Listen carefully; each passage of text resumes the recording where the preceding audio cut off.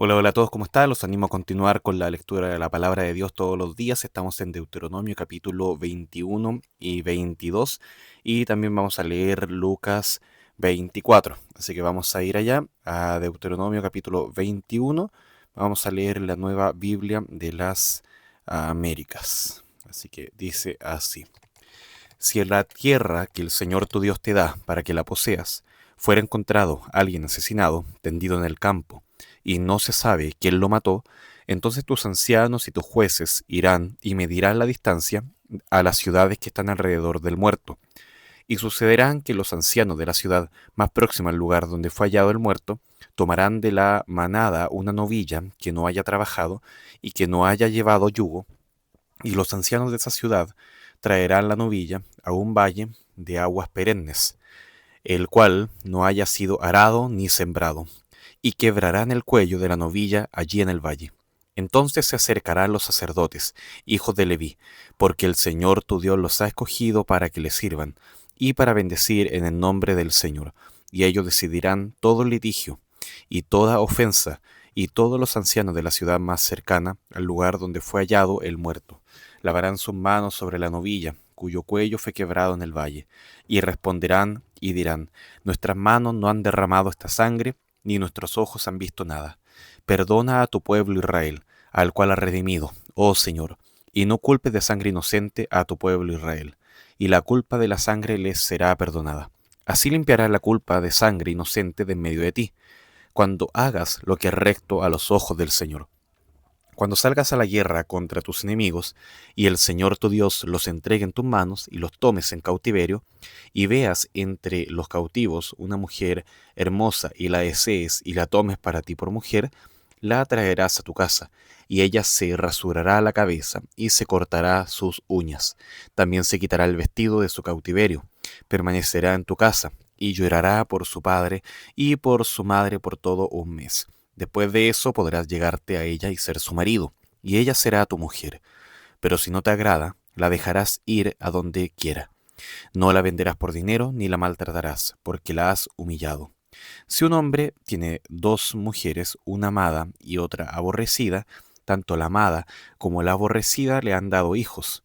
Si el primogénito es de la aborrecida, el día que reparta la que tiene entre sus hijos, no puede él hacer primogénito al hijo de la amada, con preferencia al hijo de la aborrecida, que es el primogénito, sino que recogerá al primogénito, al hijo de la aborrecida, dándole una porción doble de todo lo que tiene, porque él es el principio de su vigor, a él le pertenece el derecho de primogenitura. Si un hombre tiene un hijo terco y rebelde, que no obedece a su padre ni a su madre, y aunque lo castiguen, ni aun así les hace caso, el padre y la madre lo tomarán y lo llevarán fuera a los ancianos de su ciudad, a la puerta de su ciudad natal, y dirán a los ancianos de la ciudad: este hijo nuestro es terco y rebelde, no nos obedece, es glotón y borracho. Entonces todos los hombres de la ciudad lo apedrearán hasta que muera. Así quitarás el mal de en medio de ti, y todo Israel oirá esto y temerá. Si un hombre ha cometido pecado digno de muerte, y se le ha dado muerte, y lo has colgado de un árbol, su cuerpo no quedará colgado del árbol toda la noche, sino que ciertamente lo enterrarás el mismo día, pues el colgado es maldito de Dios, para que no contamines la tierra que el Señor tu Dios te da en heredad. Deuteronomio capítulo 22. No verás extraviado el buey de tu hermano, o su oveja, sin que te ocupes de ellos. Sin falta los llevarás a tu hermano. Y si tu hermano no vive cerca de ti, o si no lo conoces, entonces lo traerás a tu casa, y estará contigo hasta que tu hermano lo busque. Entonces se lo devolverás. Así harás con su asno, y lo mismo harás con su vestido. Así harás igualmente con cualquier cosa que tu hermano haya perdido y que tú halles. No te es permitido ignorarlos. No verás el asno de tu hermano o su buey caído en el camino sin ocuparte de ellos. Sin falta lo ayudarás a levantarlos. La mujer no vestirá ropa de hombre, ni el hombre se pondrá ropa de mujer, porque cualquiera que hace esto es abominación al Señor tu Dios. Si encuentras un nido de pájaro por el camino, en un árbol o en la tierra, con polluelos o con huevos, y la madre echada sobre los polluelos o sobre los huevos, no tomarás la madre con los hijos. Sin falta dejarás ir a la madre, aunque a los hijos los puedes tomar para ti, para que te vaya bien y prolongues tus días. Cuando edifiques casa nueva, le harás un muro a tu azotea, para que no traigas culpa de sangre sobre tu casa, si alguien se cayera de ella. No sembrarás tu viña con dos clases de semilla, no sea que todo el fruto de la semilla que hayas sembrado y el producto de la viña queden inservibles. No ararás con buey y asno juntos. No vestirás ropa de material mezclado de lana y lino. Te harás borlas en las cuatro puntas del manto con que te cubras.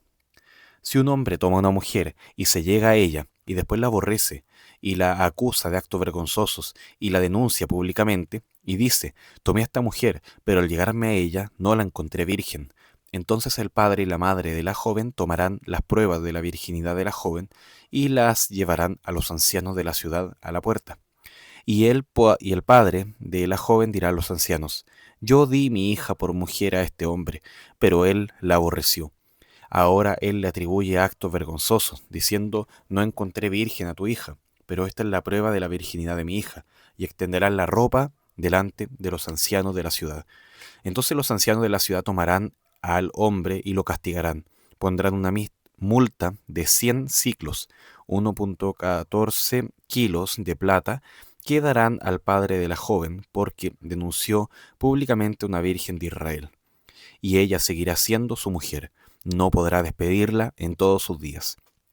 Pero si el asunto es verdad, que la joven no fue hallada virgen, entonces llevarán a la puerta a la joven llevarán a la joven a la casa, a la puerta de la casa de su padre, y los hombres de su ciudad la apedrearán hasta que muera, porque ella ha cometido una terrible ofensa en Israel, prostituyéndose en la casa de su padre. Así quitarás el mal de en medio de ti.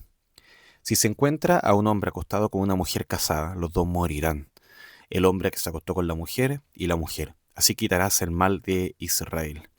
Si hay una joven virgen que está comprometida a un hombre y otro hombre la encuentra en la ciudad y se acuesta con ella, entonces ustedes llevarán a los dos a la puerta de esa ciudad y los apedrearán hasta que mueran. La joven porque no dio voces en la ciudad y el hombre porque ha violado a la mujer de su prójimo. Así quitarás el mal de en medio de ti. Pero si el hombre encuentra en el campo a la joven que está comprometida y el hombre la fuerza y se acuesta con ella, entonces morirá solo el que se acuesta con ella. No hará nada a la joven. No hay en la joven pecado digno de muerte. Porque como cuando un hombre se levanta contra su vecino y lo mata, así es este caso. Cuando él la encontró en el campo, la joven comprometida dio voces, pero no había nadie que la salvara. Si un hombre encuentra una mujer virgen que no está comprometida y se apodera de ella, y se acuesta con ella, y son descubiertos, entonces el hombre que se acostó con ella dará 50 siclos de plata al padre de la joven, y ella será su mujer, porque la ha violado. No podrá despedirla en todos sus días. Ninguno tomará a la mujer de su padre para que no descubra lo que es de su padre. Bien, vamos a avanzar a Lucas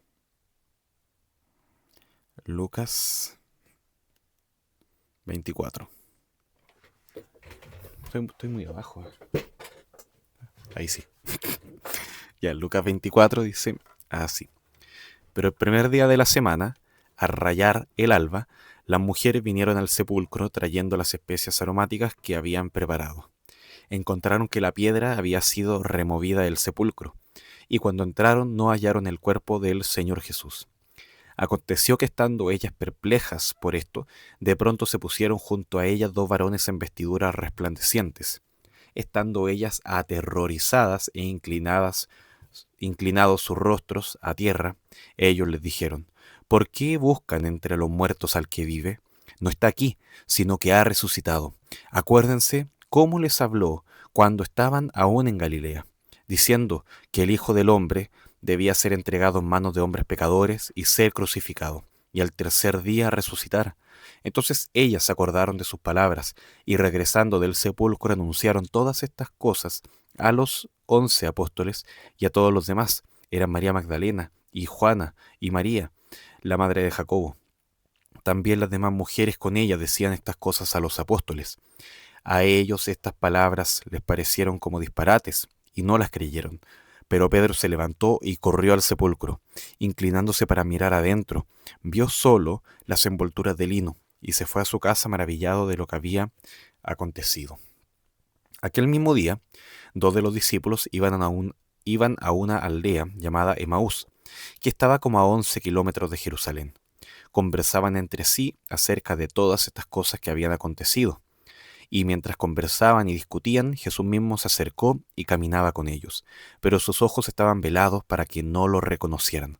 Y él les dijo: ¿Qué discusiones son estas que tienen entre ustedes mientras van andando? Y ellos se detuvieron con semblante triste. Uno de ellos, llamado Cleofas, le dijo: ¿Eres tú el único visitante en Jerusalén que no sabe las cosas que en ella han acontecido en estos días? ¿Qué cosas?, les preguntó Jesús, y ellos le dijeron: las referentes a Jesús el Nazareno, que fue un profeta, poderoso en obra y en palabra delante de Dios y de todo el pueblo, y cómo los principales sacerdotes y nuestros gobernantes lo entregaron a sentencia de muerte y lo crucificaron. Pero nosotros esperábamos que él era el que iba a redimir a Israel. Además de todo esto, este es el tercer día desde que estas cosas acontecieron. Y también algunas mujeres de entre nosotros nos asombraron, pues cuando fueron de madrugada al sepulcro y al no hallar su cuerpo, vinieron diciendo que también habían visto una aparición de ángeles que decían que él vivía.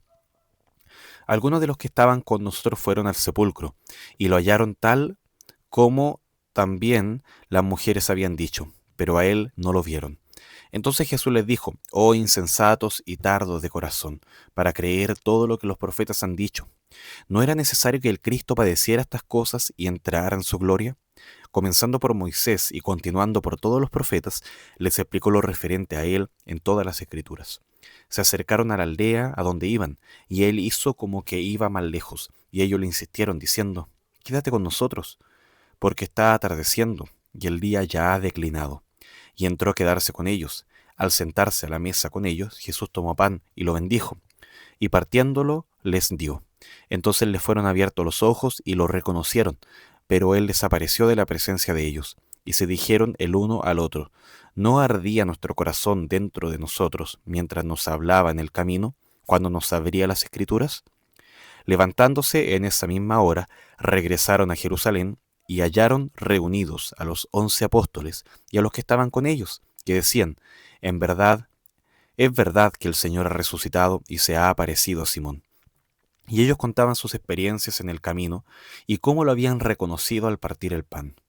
Mientras ellos relataban estas cosas, Jesús se puso en medio de ellos y les dijo: paz a ustedes. Pero ellos, aterrorizados y asustados, pensaron que veían un espíritu. Y él les dijo: ¿por qué están turbados? ¿Y por qué surgen dudas en sus corazones? Miren mis manos y mis pies, que yo mismo soy. Tóquenme y vean, porque un espíritu no tiene carne ni huesos como ustedes ven que yo tengo. Cuando dijo esto, les mostró las manos y los pies. Como ellos todavía no lo creían, a causa de la alegría y porque estaban asombrados, les dijo: ¿tienen aquí algo de comer? Ellos le presentaron parte de un pescado asado, y él lo tomó en las manos y comió delante de ellos. Después Jesús les dijo: esto es lo que yo les decía cuando todavía estaba con ustedes, que era necesario que se cumpliera todo lo que sobre mí está escrito en la ley de Moisés, en los profetas y en los salmos. Entonces les abrió la mente para que comprendieran las escrituras, y les dijo: así está escrito, que el Cristo padecerá y resucitará de entre los muertos al tercer día, y que en su nombre se predicará el arrepentimiento para el perdón de los pecados a todas las naciones, comenzando desde Jerusalén. Ustedes son testigos de estas cosas. Por tanto, yo enviaré sobre ustedes la promesa de mi Padre, pero ustedes permanezcan en la ciudad hasta que sean investidos con poder de lo alto. Entonces Jesús los condujo fuera de la ciudad, hasta cerca de Betania, y alzando sus manos los bendijo. Y aconteció que mientras los bendecía, se separó de ellos, y fue llevado arriba al cielo. Ellos, después de adorar a Jesús, regresaron a Jerusalén con gran gozo, y estaban siempre en el templo alabando a Dios. Bien, terminamos ahí el libro de Lucas. Así que mañana... no mañana. Voy a grabar otro video hoy día y con la ayuda del Señor a las 6 de la tarde lo voy a estar subiendo. Y ahí vamos a comenzar con el Evangelio según Juan. Así que ahora terminamos Lucas y vamos a eh, continuar hoy día mismo, así nos ponemos al día, como hay un día de que me retrasé, y vamos a continuar allá como tiene que ser.